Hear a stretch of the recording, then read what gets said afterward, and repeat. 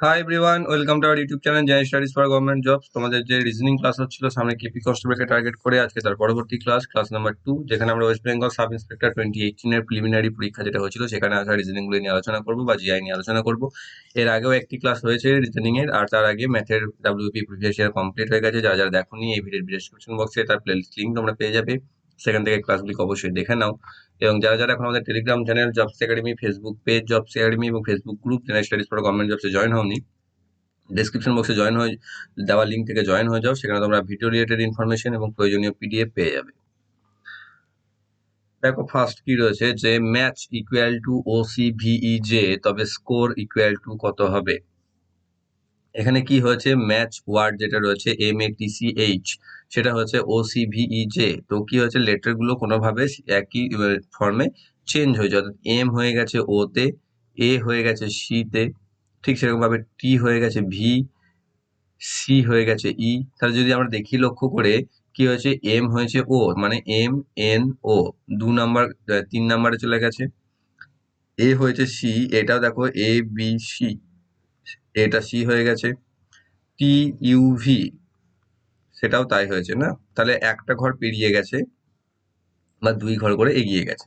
তাহলে স্কোরটাকে আমি সেইভাবে এগিয়ে নেব, STU, তাহলে হয়ে যাবে প্রথম লেটার ইউ, তারপর CDE হয়ে যাবে সিটা, তারপর OPMNOPQ, তাহলে কিউ হবে।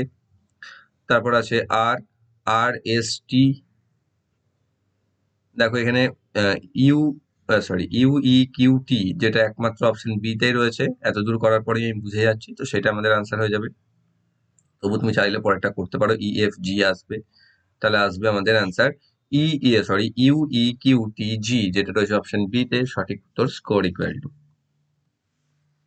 নেক্সট রয়েছে, কোন সাংকেতিক ভাষায় এ কে সি লেখা হয়, বি কে ডি লেখা হয়, সি কে ই লেখা হয়, এভাবে জেড পর্যন্ত লেখা হলে সেই সাংকেতিক ভাষায় CHIKMAGALUR, ঠিক আছে, চিকমাগালুর বা যাই হোক কিছু উচ্চারণ করার দরকার নেই, কিভাবে লেখা হবে। অর্থাৎ এখানে কি হয়েছে, এখানেও 2 ঘর করে এগিয়ে গেছে, এ হয়ে গেছে সি, বি হয়ে গেছে ডি, তাহলে বুঝে গেছি আমি। সিটা কি হবে, CDE হয়ে যাবে, HIJ হয়ে যাবে, IJK হয়ে যাবে, KLM হয়ে যাবে, MNO হয়ে যাবে, তাই না। তারপর বিটা সি হয়ে যাবে, সরি, GHIABC, LMNUVWRST, তাহলে আমাদের আসছে EJKMOCICNWT, যেটাও রয়েছে অপশন বি তে সঠিক অ্যান্সার।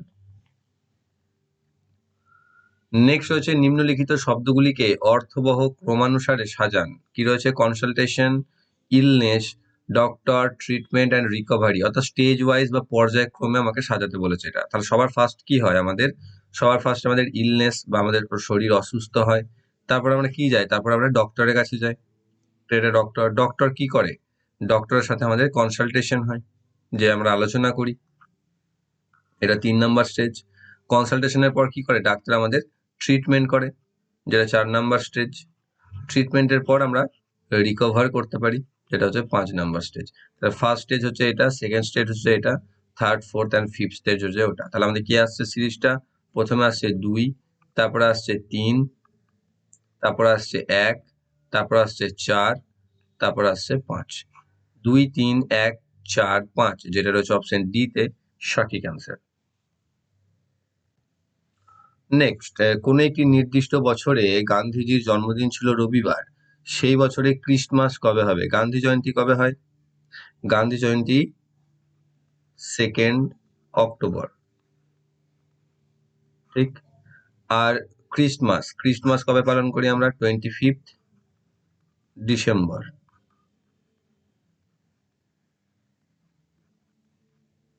ওকে, তাহলে আমাকে কি করতে বলেছে, এই 2 অক্টোবর এটা যদি সানডে বা রবিবার হয়, তাহলে 25 ডিসেম্বর এটা কি বার হবে, আমাকে যেটা বার করতে বলেছে অ্যাকচুয়ালি।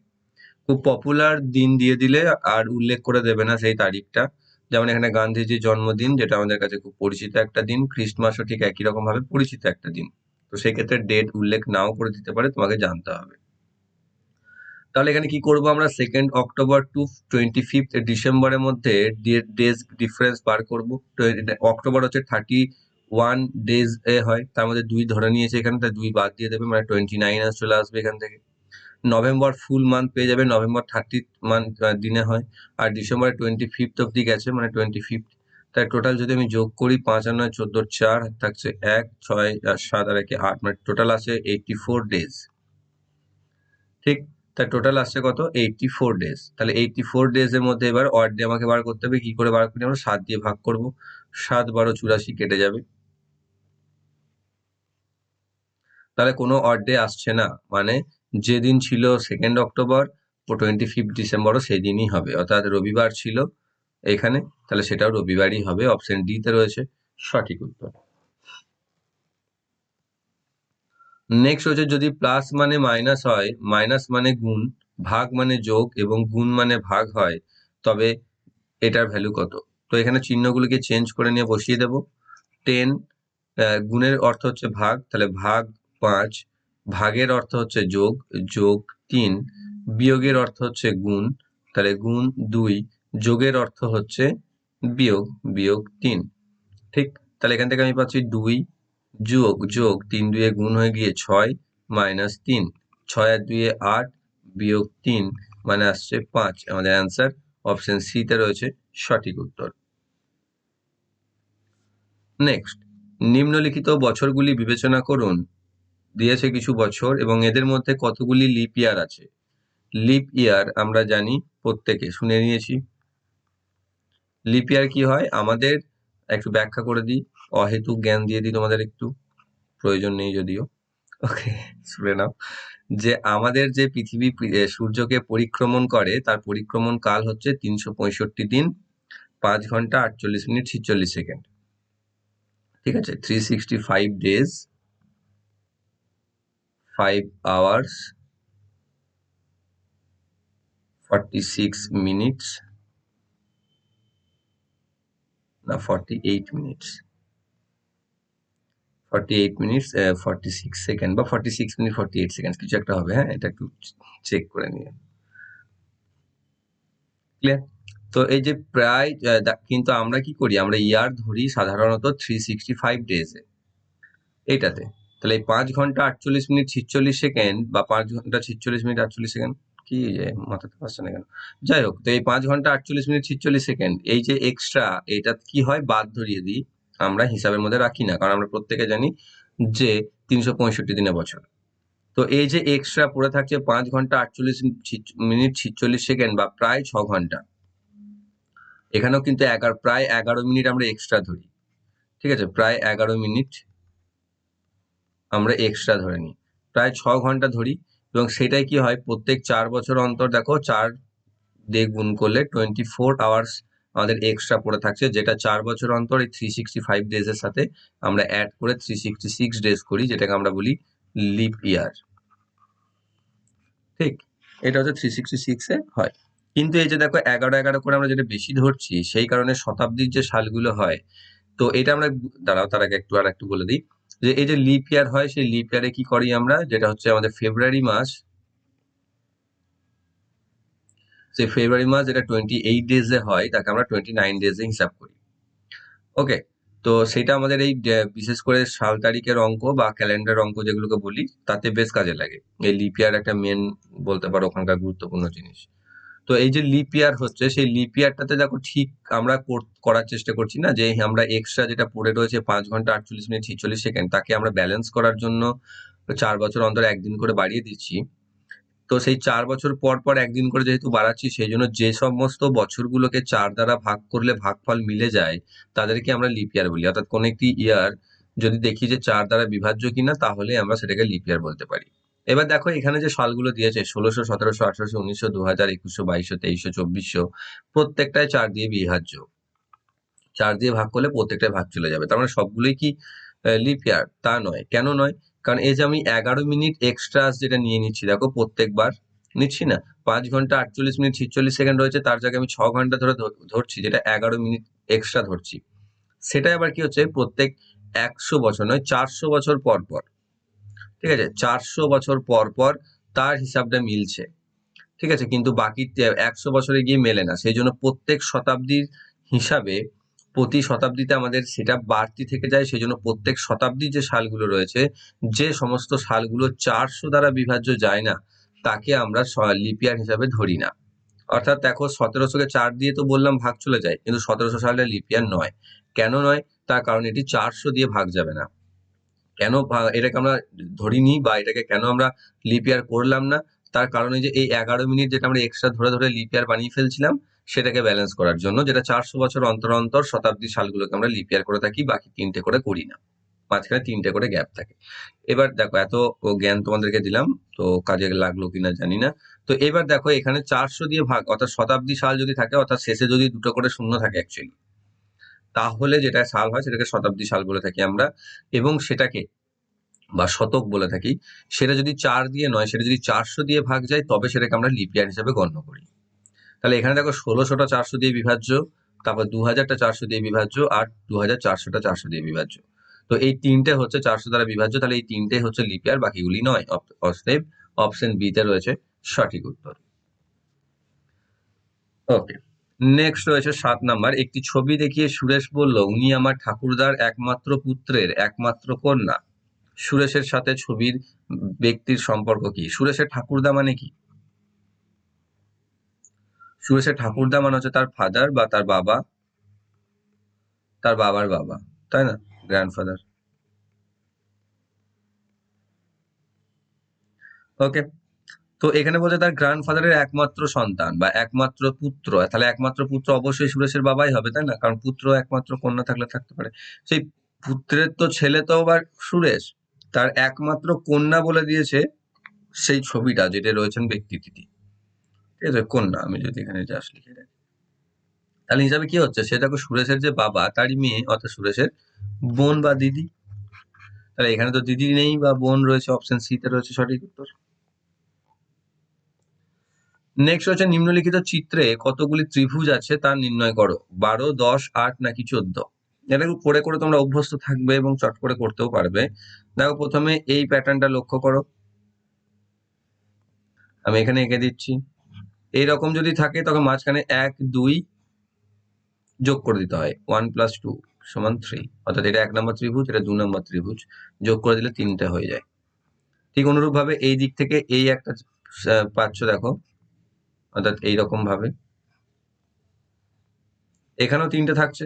কিন্তু লক্ষ্য করো যে এখানে যে মেন বড় ত্রিভুজটা রয়েছে সেটা এর ক্ষেত্রে এই 3-এর ভিতরে ঢুকে গেছে। তাহলে এখান থেকে পাচ্ছি আমি 2টো। তাহলে এখান থেকে হয়ে গেল। নেক্সট কোথায়? এই দেখো এখানে একটা রয়েছে, এখান থেকে আমি পাচ্ছি 3টে। তাহলে 3, 2, 3, এখান থেকে পাচ্ছি 3টে। এই দেখো এই একটা 4টে, এখানে একটা রয়েছে 4টে। নেক্সট কি রয়েছে দেখো, এইটা একটা বড়টা ধরো, তাহলে এখানে আমি কি পাচ্ছি দেখো, কটা পাচ্ছি? এখানে আমি বড় একটা পাচ্ছি, আর এই একটা পাচ্ছি, 2টো। ঠিক, আর এখানে দেখো একটা ছোট্ট, এই যে এই দিকে যেটা রয়েছে ঠিক এই একটা পাচ্ছি আমি। তাহলে কটা হলো এখানে? 3 আর 3 6, 6 আর 4 10, 10 আর 2 12, আর 2টো আছে মিস যাচ্ছে, তারা আমি মুছে নিই, ঘিঞ্জি হয়ে গেছে।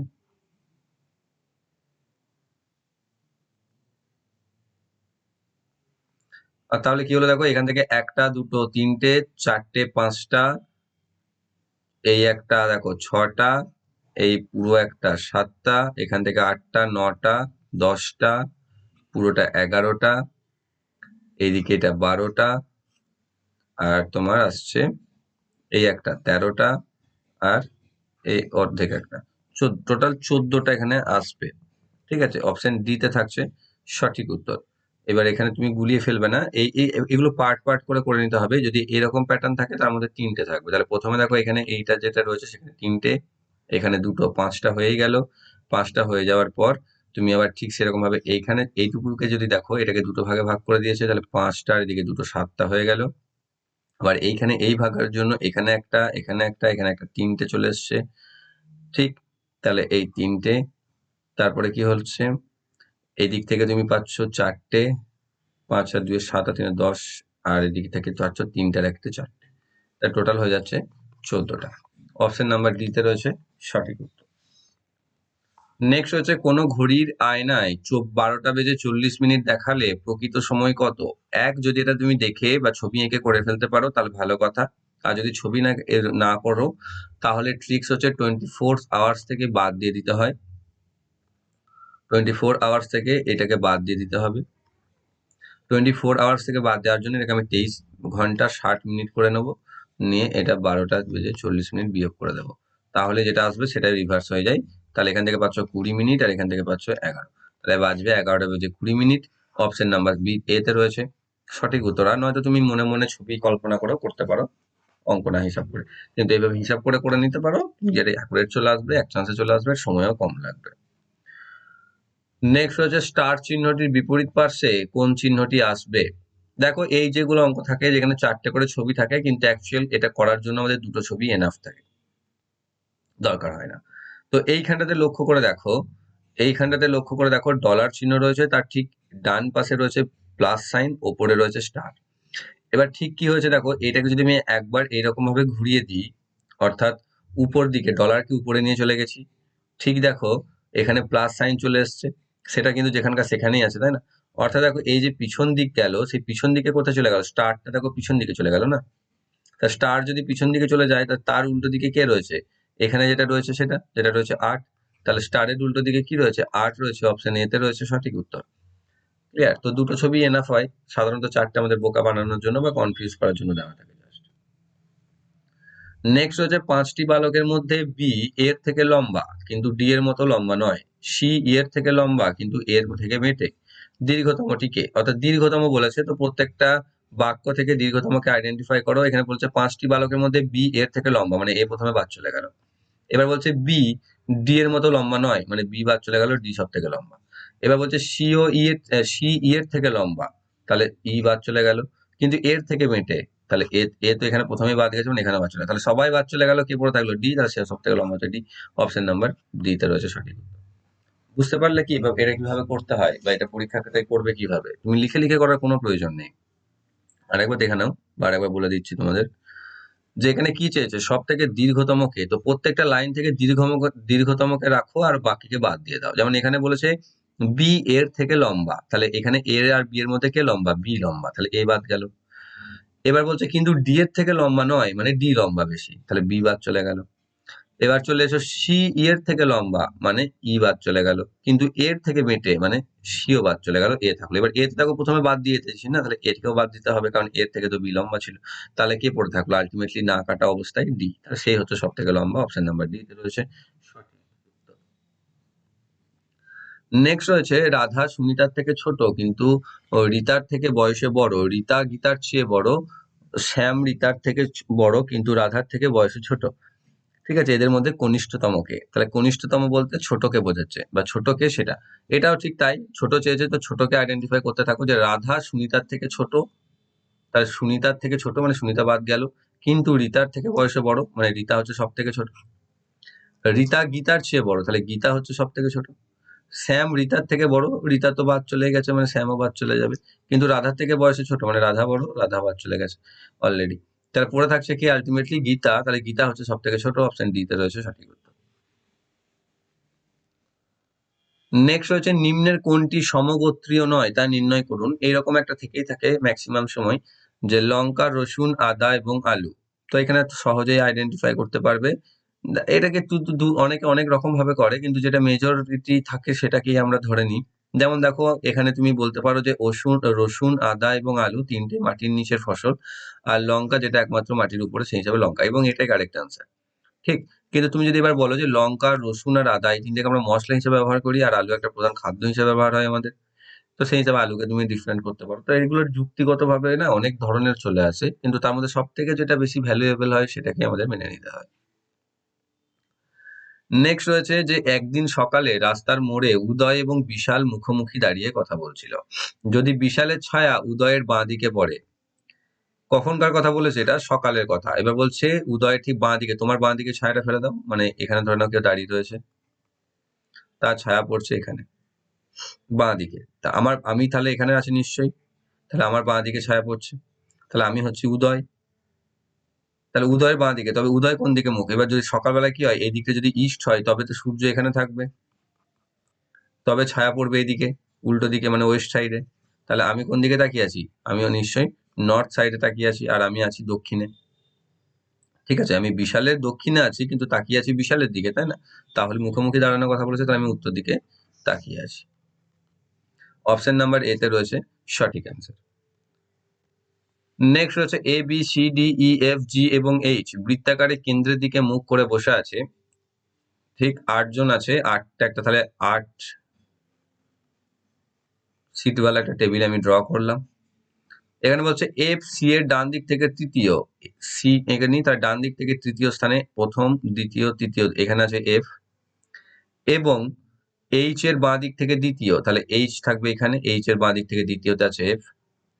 ডি সি কিংবা এইচ এর ঠিক পাশে নেই, তাহলে ডি সি বা এইচ এর পাশে নেই। দেখো এইচ এর পাশে নেই মানে এখানেও নেই, এখানেও নেই, সি এর পাশে নেই মানে এখানেও নেই, এখানেও নেই, তাহলে পড়ে থাকছে একটাই জায়গা, যেটা হচ্ছে এটা, তাহলে ডি অবশ্যই এখানে আছে। ই এর ঠিক ডান পাশে বসে, তাহলে দুটো পাশাপাশি জায়গা ফাঁকা একমাত্র এখানেই রয়েছে, তাহলে ই এর ডান পাশে, মানে এ বসেছে এখানে আর ই বসেছে এখানে।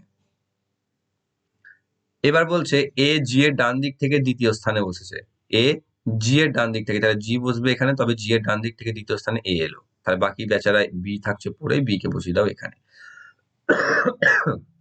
কমপ্লিট হয়ে গেল আমার। এবার আমার কোশ্চেন এখানেই পরপর ছিল, আমি সবগুলো নিয়ে যদিও 5টা থাকে তো, বা 4টে না 5টা থাকে, যাই হোক, যে সি এর ঠিক ডান দিকে কে আছে? দেখো সি এর ঠিক ডান দিকে কে আছে? বি। অপশন বি তে রয়েছে সঠিক উত্তর। 16 নাম্বার। সি এর বাঁ দিক থেকে দ্বিতীয় কে? সি এর বাঁ দিক থেকে দ্বিতীয় কে? এ। অপশন নাম্বার সি তে রয়েছে সঠিক উত্তর। নেক্সট আর একটা রয়েছে, নিম্নলিখিত কোন অবস্থানটি এইচ এর সাথে বি এর সম্পর্ককে নির্দেশ করে? দেখে নাও এখানে, এইচ এর সাথে বি, এইচ এর সাথে বি, তাহলে এইচ এর সাথে বি করে কি করব? এইচ এর কি হচ্ছে, ডান দিকে 1 2 3 4, ডান দিকে চতুর্থ স্থানে বি রয়েছে, অর্থাৎ এইচ এর ডান দিকে চতুর্থ স্থানে বি, এটা আমাদের এদের রিলেশন, এটা দেখে নাও এখানে রয়েছে কোন, ডান দিক থেকে চতুর্থ, অপশন নাম্বার 2 এ রয়েছে সঠিক অ্যান্সার, তাহলে 2 হচ্ছে উত্তর, অপশন বি তে রয়েছে। নেক্সট, নিম্নলিখিত 4টি সংখ্যার মধ্যে যে সংখ্যাটি অন্যদের মতো নয় তার নির্ণয় করুন। 125, 64, 216 and 81। এখানে 125, 64,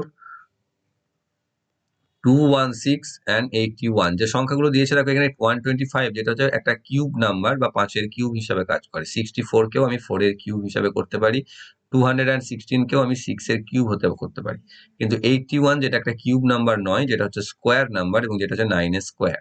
তাহলে এ হচ্ছে বাকি তিনটে থেকে আলাদা, বাকি তিনটে হচ্ছে ঘন সংখ্যা, এ হচ্ছে একমাত্র বর্গ সংখ্যা। অপশন ডি তে রয়েছে সঠিক উত্তর। নেক্সট রয়েছে, একজন ব্যক্তি 3 কিলোমিটার উত্তরে হাঁটার পর বাঁ দিকে ঘুরিয়ে 2 কিলোমিটার হাঁটেন, অর্থাৎ প্রথমে 3 কিলোমিটার উত্তর দিকে গেলেন, তারপর বাঁ দিকে গেলেন 2 কিলোমিটার, তারপর আবার কি বলছে, বাঁ দিকে ঘুরে তিনি 3 কিলোমিটার হাঁটলেন, মানে আবার বাঁ দিকে এলেন 3 কিলোমিটার, তারপর তিনি ডান দিকে ঘুরে সোজা হাঁটতে লাগলেন, তার ডান দিক কোনটা হবে তখন? এই দিকটা, তার সোজা তিনি হাঁটতে লাগলেন।